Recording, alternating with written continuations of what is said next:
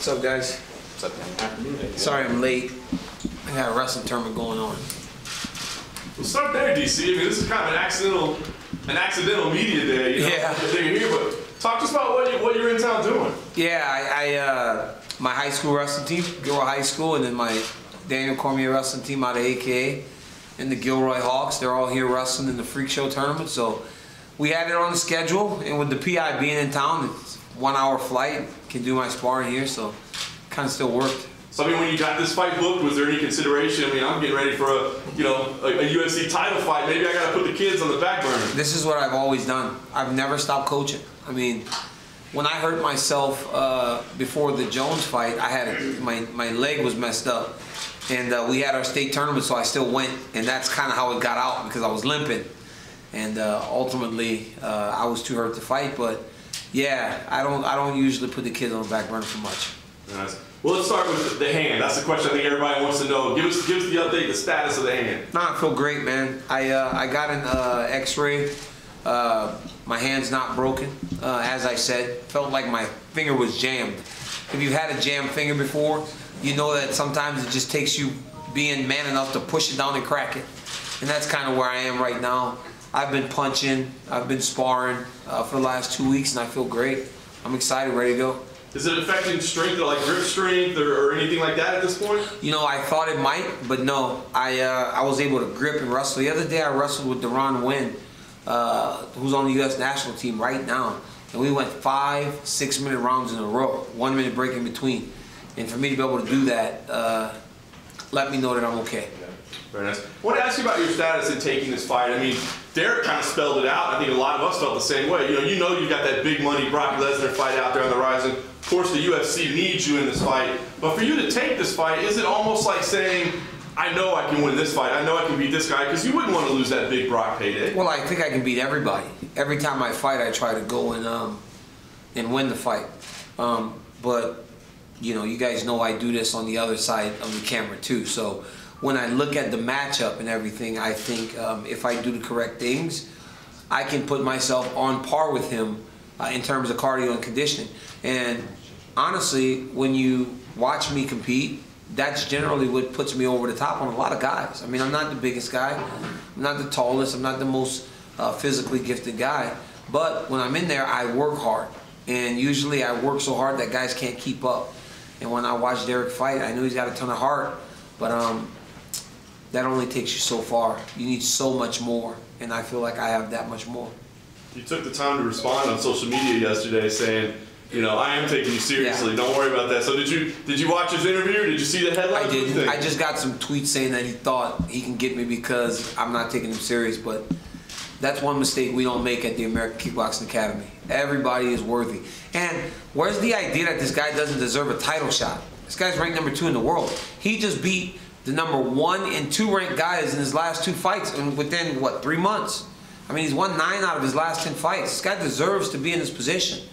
But sometimes success leads to an obstacle that may be a little bit too big to conquer. And I think this is the one that he's going to struggle with.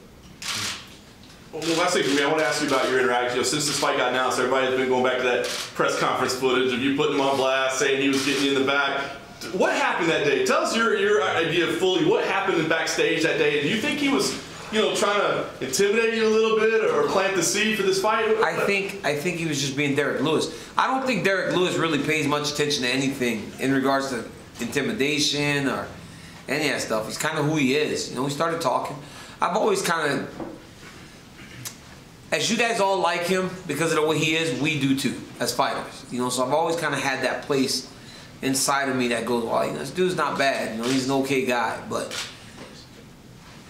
let me put things into perspective for you. I like Derrick Lewis. I think I love Dan Henderson. And you saw what I did to him. So when Derrick Lewis gets locked in that octagon, there is no friendship, there is no peace. I'm going to go and try to destroy him. You know, he's a good fighter, but he's a self-proclaimed brawler. And that generally doesn't get it done against a level of fighter that I am. How did this fight come together, DC? Because you were kind of ready to wait almost for Brock, and that's obviously going to be a huge money fight for you. But this opportunity came along, and what kind of sealed the deal for you? You know, when they called me and asked me to do the fight, I mean, I'm kind of a sucker for like historics, right? So when they go, man, you're gonna, you know, they can go, Daniel, we're gonna give you X amount of dollars, and I'll be like, wow, that's pretty good. But they go, Daniel, we're gonna give you X amount of dollars to fight so and so at Madison Square Garden. Do you remember when Muhammad Ali fought at Madison Square Garden? And I'm like, oh shit, he did, huh?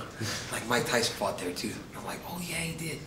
I'm like, man, this place has hosted some of the greatest fights in history. Could you imagine your face on the side of the Garden? And I'm like, I could. It's like stuff like that, you know. It's like that shit means something to me, and it's like they trick me like that sometimes. Like I'm like, yeah, I want to fight at the Garden, you know. It's like, you know, this is a chance for you to fight at the Garden. And I'm like, yeah, you know what? I'm gonna fight at the Garden. Well, it's a lot of money too, obviously. And again, you know, breaking down the style matchup, I think it's a fight that I could get ready for in a short period of time. But I get to main event the Garden.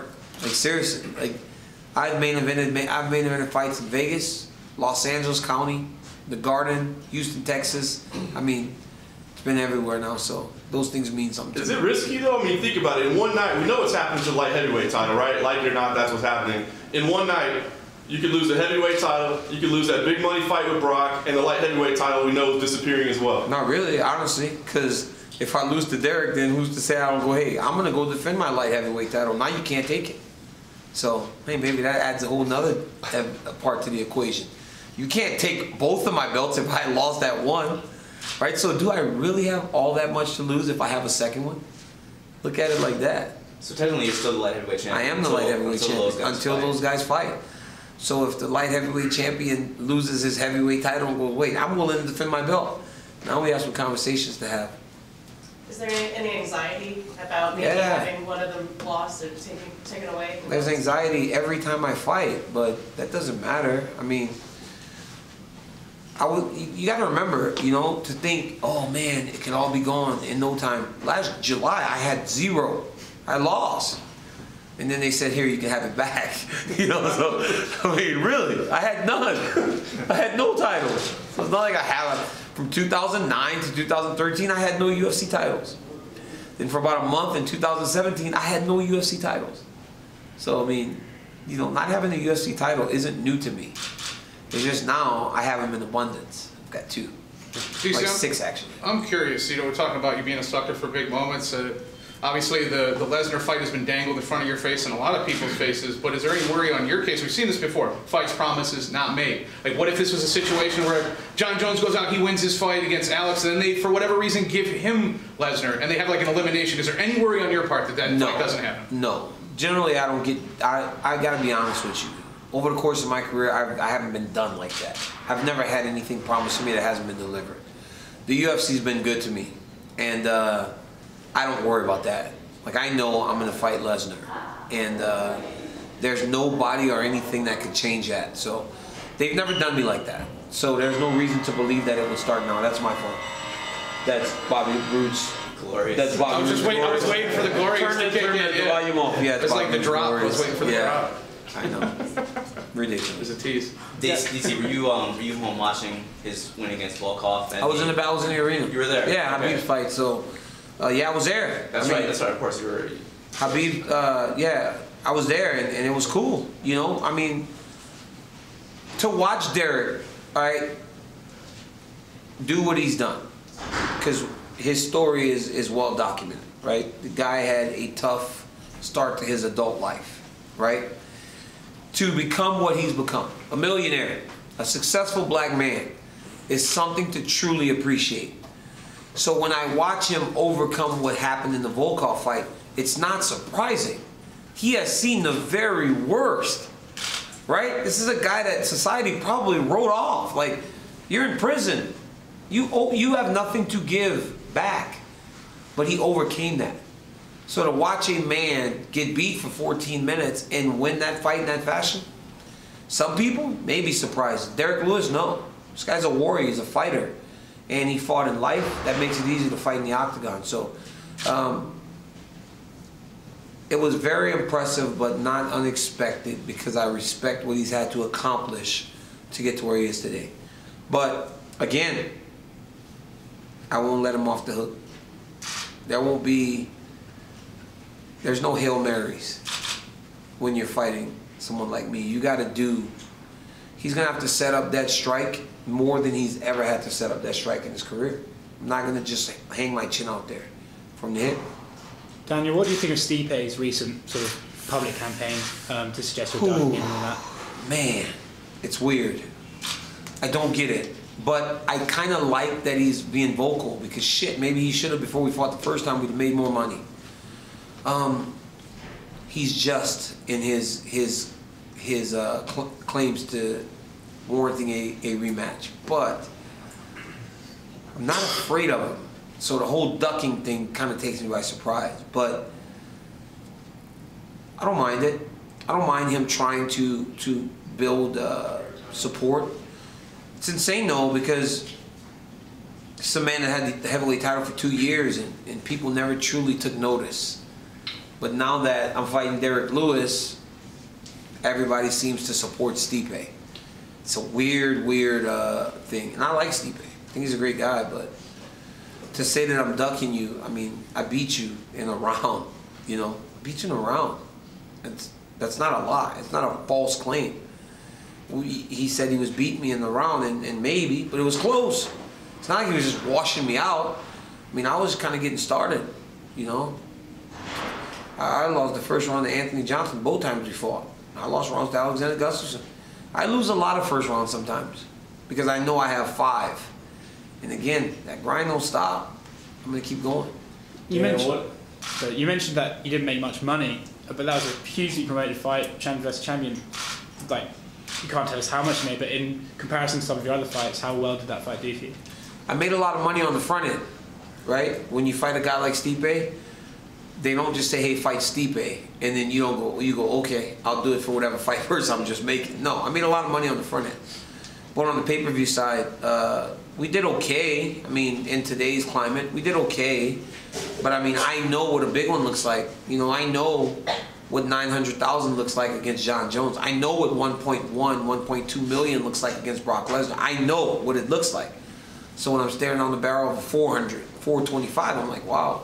If there's better out there, then why not see? Let's see what all this Derrick Lewis hype is about. Let's see if people like him enough to not only follow him, but to want to watch him fight. Let's see.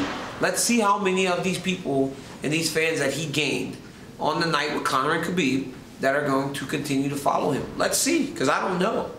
So let's see. DC, when you were near the cage with Khabib that night in Vegas, what were you saying to him, and what was that experience like? Was it just craziness? You know, the crazy thing is we're fighters, so the initial reaction is like, oh my God, I'm going to go help my teammate. You know, I'm going to go fight.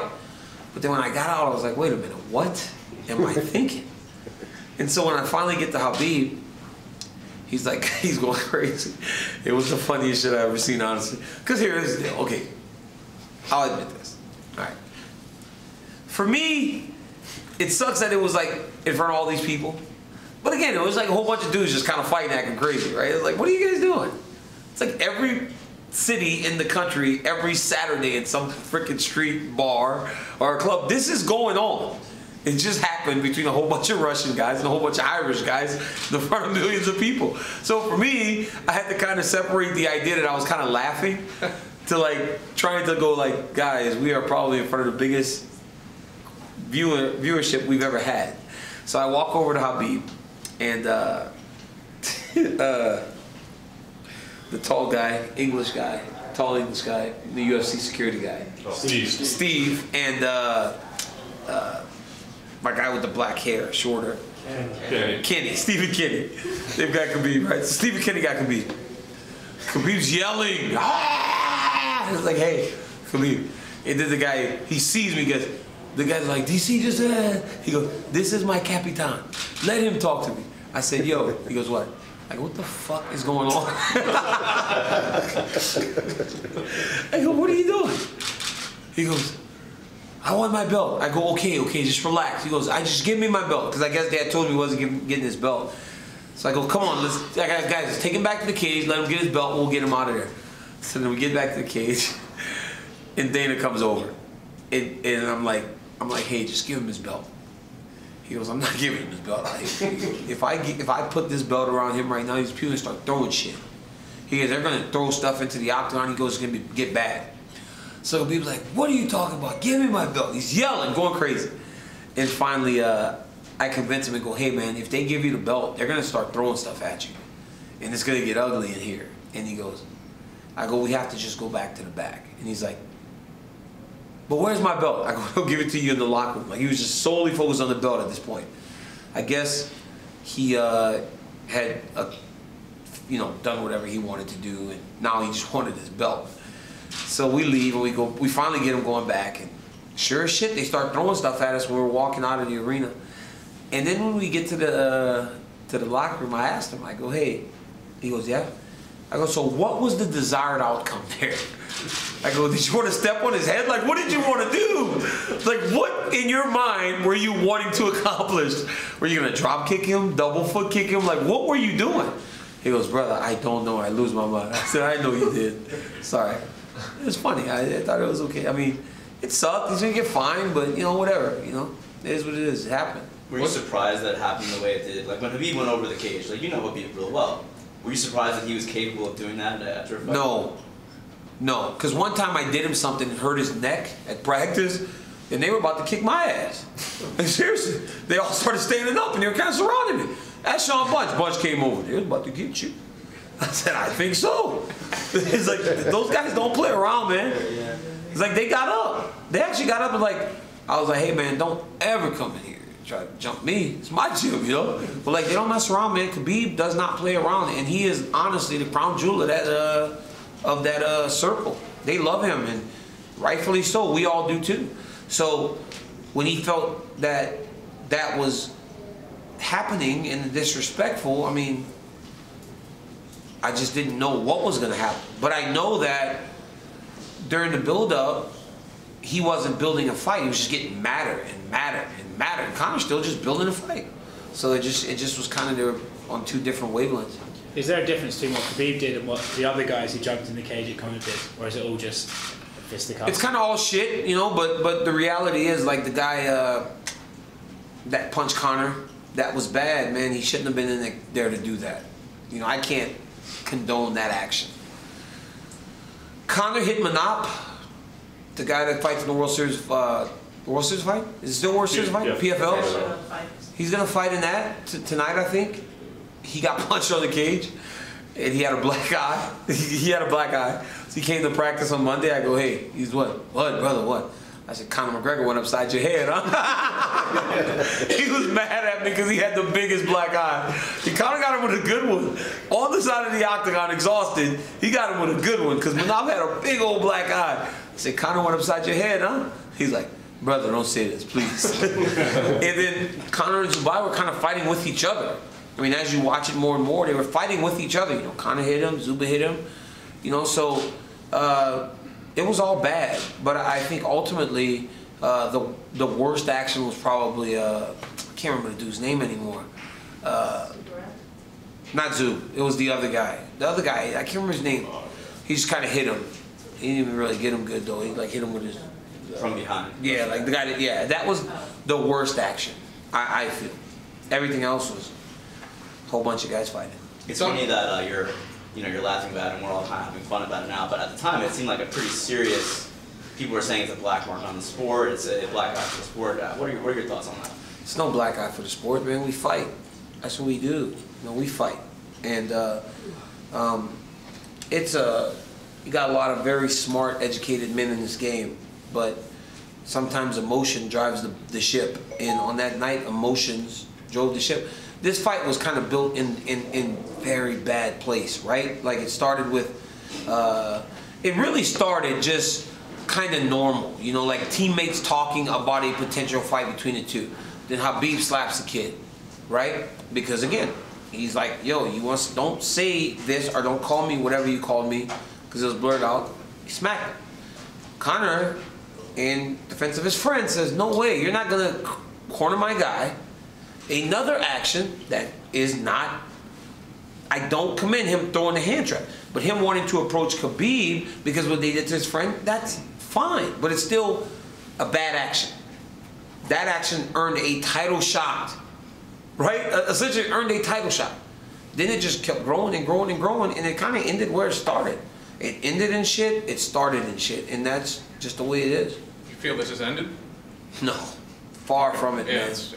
I don't think this is over.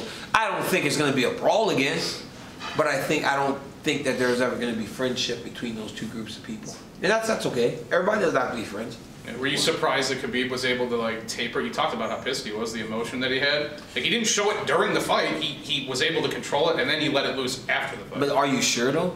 I mean, when you're are you sure he was tapering his emotion? Yeah. You're beating the shit out of the guy, right? You're on top of him, beating him. What could feel sweeter than the guy that you dislike the most? You get the punch in the face, right? You heard him. Let's talk. I mean, come on, you want to talk? Let's talk now. As he's pelting him in the face. That's not tempering your emotions. I mean, it's just in our work, in our line of business, you get to fight to cause and settle your issues, right? And that's what happened. Could he have ended that fight earlier, you think? Or do you no. think he kind of dragged it out? Conor actually fought well. I mean, I thought it was a testament to his toughness, his preparation, that he was able to defend takedowns at the level that he could, and also to be able to survive on the ground. I mean, he was doing a good job of creating enough space to not take big damage. And then in the second round, when it got real ugly, he didn't turn over and quit. So yeah, it was hats off to him. Should there be a rematch? I mean, financially, yes, but if you're Team Conor, I mean, I don't know why you would think it's going to play out different. Because again, I thought he fought well. I thought that he did a good job of defending takedowns. I don't know how much more he can learn to change the outcome. There's a big gap in terms of what happens between those two on the ground, and it would take so much time to try to change it. What do you think about this Khabib-Floyd talk? I think it's insane. Khabib better not do that. I mean, unless he's just gonna get paid, because teammate or no teammate, he's getting beat up by Floyd Mayweather, right. And he's too tough to quit, so he'll just get beat up for 12 rounds, and getting beat up for 12 rounds is not good. I wanted to ask about, getting back to you, you're coming to the end of the line, you're right, by your own words. When you put that in your head, they say when you talk about getting out of retiring, it's time to get out. What does that do to you mentally?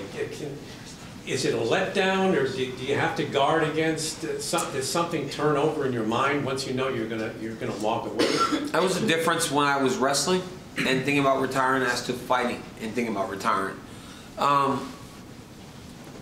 I see the other side of fighting for me already, right? I see the commentary, I see the TV hosting, I see all that stuff, and I experience it, but try not to get too comfortable in it, because the moment I get too comfortable in that life, it'll be hard to get back in the gym and train. I mean, Wednesday I sparred 5 rounds with 3 different guys. I mean, it feels much better to sit at a crafts table wearing an expensive suit that barely fits by the time you're getting into retirement, you know. So I know the day's coming, but I push it back far enough to know that I can't look forward to it until it's time. Would you go out on a loss, or would you go out on a win? Do you have an idea of how you want this to end? The last time I chased a win was at the craps table, and shit didn't turn out good for me. Have you been trained? Last time we talked, you were a blackjack guy. You transitioned to craps? I try them all now. Okay. Yeah, a little bit, not too much, but yeah, that's the last time I've chased it. Was you see some of the greatest fighters ever go, I just got to get one more win, and then you get that win, and you're like, you know what? I'm still here. I can still do this. No, you have to accept when it's over, win or lose, and I just hope that I'm not one of those guys that did something for so long at such a high level that you have to go out on your back. I don't want to go out on my back. Is your birthday still a hard deadline? Or? This works perfect, right? November, March. Right. It works perfect. But I mean, you win those two, who knows what kind of multi-million-dollar fight could be out there for you, you know? And if the UFC comes, hey, one more DC, we got this other amazing venue that you can headline at where Muhammad Ali fought and Mike Tyson fought, and oh, by the way, you know, it's a $20 million payday that's going to change, you know, life for you and your family forever. You know, I mean, what happens then? I'm glad you don't work for the UFC, because you're throwing around money like it's easy. But no, I've made a lot of money, and I mean, I fought at the top of this sport since 2010. I fought Bigfoot Silva in 11, I think. I just barely had started. So if I haven't made enough money to retire from 11 to 2018 or 19, then I'll never make enough money to retire. Because it's not like I've been making 20 and 20 those years. I've been consistently over 6 figures for a long time. And for a long time now, over 7. So if I haven't made enough money to retire in 9 years, I never will, so I'll be fine. You say you've got one more fight after Lewis. We all know the 2 names that are likely that last fight is either Lesnar or Jones. Which way are you leaning right now, if you had to pick one? Well, I mean, obviously for competitive, my competitive drive, Jones. I want to fight Jones, but financially, you know, you say, well, you got a $10 million payday or a $5 million payday. Obviously, Lesnar is the bigger payday. I don't know. I mean, I just kind of think about Lewis, you know, honestly, but competitively Jones, financially Lesnar, because again, I know what 850 feels like against Jones, and I know what 1.2 feels like against Lesnar in terms of buys. So I've experienced it. I'm not basing this on a guess. Is the Lesnar fight that much bigger than Jones' fight though? It's been, when I was on the card with Brock, he fought Mark Hunt. He wasn't fighting for the title. It might be even bigger. Think about it. He fought Mark Hunt in a co-main event, and we did 1.2 million buys. Imagine if he's fighting for the heavyweight championship of the world. People will truly tune in. I got to tell you guys, when I was there July 7th, and I was in there with Lesnar, and he pushed me, I was like, holy shit, I'm having a WrestleMania moment. I gotta be honest. I was having a WrestleMania moment, man. It was the greatest thing ever. I wanted to like hit him, but I was like, my hand was hurting. He was big, and I was kind of thrown off. Like, his outfit was kind of jacked up. I was like, damn, Brock. I was like, Brock, your shoes are holding, his pants were in his shoes. Like, God damn, cowboy. Yeah, it was weird, but it was awesome. Hey, I want to fight Brock, though. It's going to be fun. Do you think Brock will show up in New York? Maybe. Brock kind of does whatever Brock wants, you know? Brock shows up in New York, then I'll try to like get him to come back into the octagon and have a Survivor Series moment. Hey, just real quick about Lewis. It kind of strikes me as ironic. It's just like you got who has been, you know, dedicated lifelong athlete. You're known for your embrace the grind work ethic, and he says that he's trained 30 minutes. This is so crazy. He's lying. Derrick Lewis is smart, man, because he's lying. He's not training 30 minutes a day. And when he goes to the fence and he's kind of like, hurt so bad, I don't think he's hurt all that bad. Derrick Lewis has been one of the greatest magicians the world has known for a long time, and we're just starting to catch up on his game. He doesn't train for 30 minutes. He worked out for you guys yesterday. It had to be more than 30 minutes, so he didn't work out for you guys. No. Holy shit, Derrick Lewis might literally train 30 minutes. It's hard though. It's different though, right? It's like the complete opposite. You're right. My whole life has been spent in athletics and just truly just grinding and working at everything to try to be the best, but some people just got it. Some people hit harder. So you're thinking of his post-fight speech after UFC 229? You know, I didn't hear it because I was in there with Khabib, but I'm sure you saw that. I saw him in his underwear. I saw him in his underwear, and I was like, what is going on now? But I mean, he has the best. Where Ronda Rousey, fine ass it. That was still my favorite. That's my favorite. Dan, you talked about a WrestleMania moment. How much have you thought about the possibility of showing up on WWE programming to promote this fight with Brock?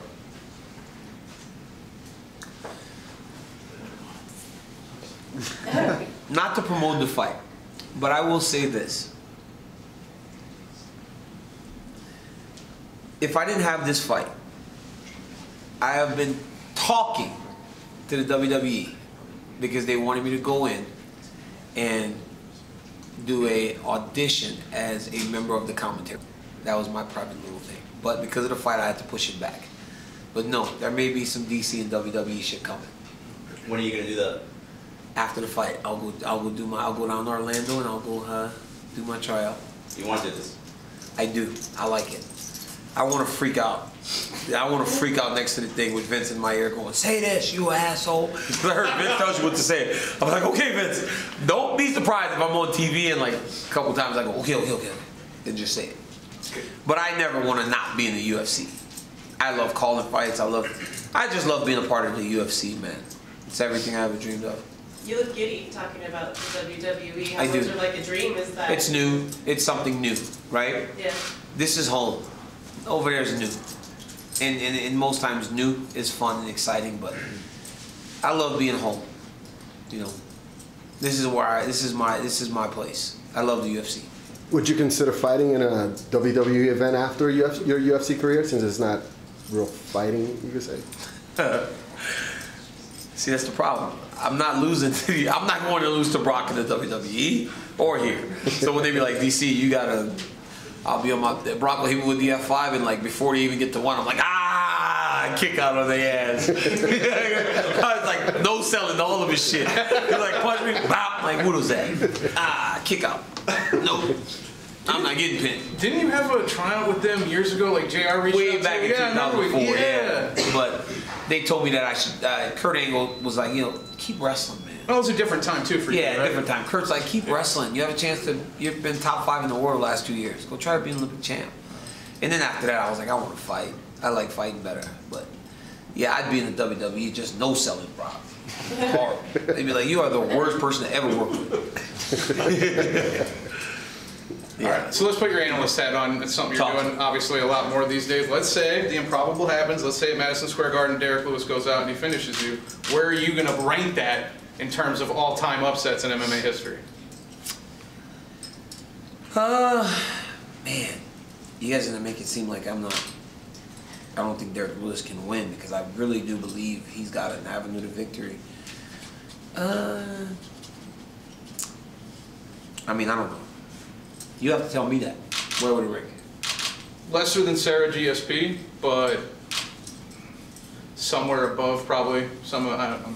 Yeah, somewhere probably above Rockhold Bisping, below Sarah GSP. So, fuck. You want to give me some pressure, huh? Sure. Yeah. That was a little pressure, DC. The second biggest upset in the history of the sport. All right. Yeah. Okay. I'm just not gonna let him win. I gotta win the fight. I have to win the fight. I don't like to lose. I mean, you guys see, when I do, I cry. Who does that? Like, who cries? Me. That's how much I hate losing. I've been doing this since I was a kid. I've been crying since I was like 9 years old when I lose. I can't turn it off.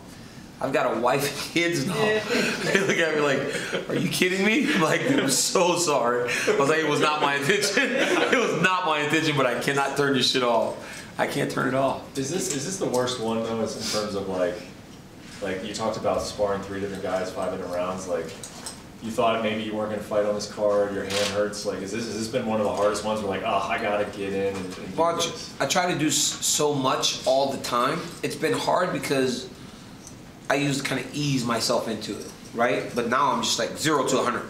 But I mean, I've held up pretty good, and I guess the excitement in it is that it doesn't have to draw on for 2.5 months, right? So, kind of like nice that it's not super long. How satisfying is it to have this type of environment, and for once the conversation is not dominated by John Jones in your history? It's really good, man. It's really good to have a little bit of separation. I truly feel like winning the heavyweight title has changed things. And regardless of me holding that belt and defending that belt and just fighting people off, tooth and nail, like literally just clawing and scratching to hold on to that light heavyweight title, people always kind of had it as it was. But now, can't question anything. It was something that was totally outside of him. And to really push him into the conversation would not be fair to what I've done in my career. When you line up Derrick Lewis among the heavy hitters that you face, obviously you haven't been hit by him yet, but where do you think that he stands in that realm among guys like Roy Nelson or other heavy hitters that you've gone against? I mean, I think he hits as hard as those guys, like him, Roy, Rumble, Henderson. I mean, I fought some guys that have big power.